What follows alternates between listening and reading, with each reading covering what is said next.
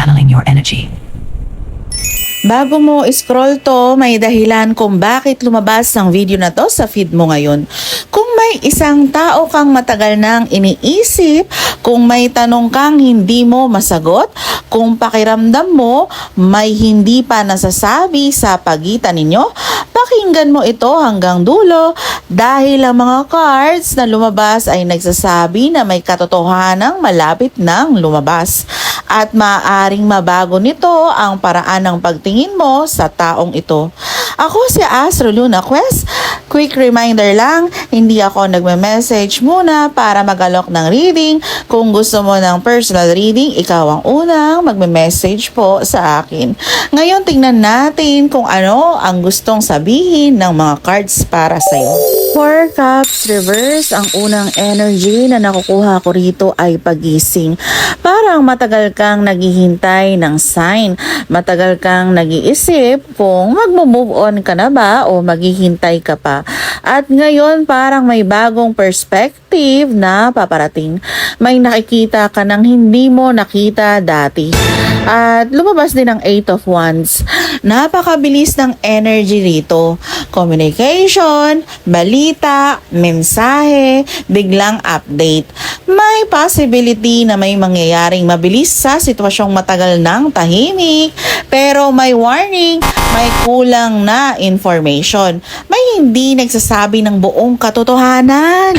May mga bagay na hindi mo pa alam. At maaring ito ang dahilan kung bakit nalilito ka hanggang ngayon. May energy ng inconsistency. Mainit ngayon, malamig bukas. Present ngayon, biglang nawawala. Kung may taong ganito sa buhay mo, maaring ito ang dahilan kung bakit nahirapan kang intindihin ang sitwasyon mo. Pero sa ilalim ng lahat ng to, may energy ng stability, may taong gustong maging secure, gustong maging successful, gustong siguraduhin muna ang lahat bago gumawa ng hakbang. May insecurity rin dito, may selos, may takot, may competition. May tao sa sitwasyon na ito na hindi gaanong kumpiyansa sa sarili niya ngayon.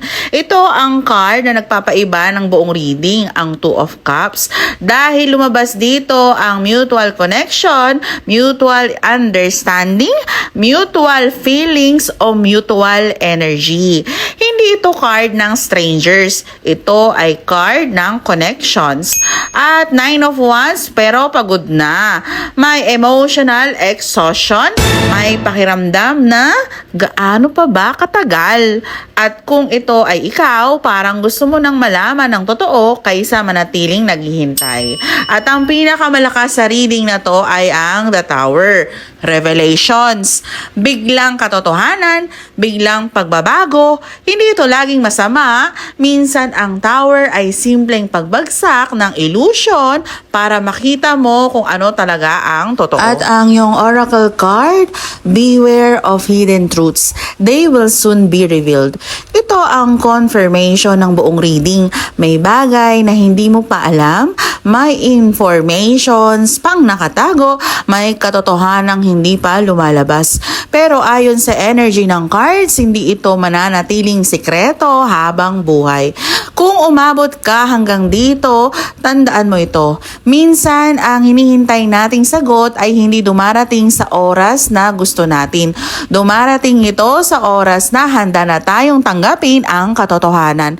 Kung nag-resonate ang reading na to sa'yo, i-comment mo, handa ako sa katotohanan.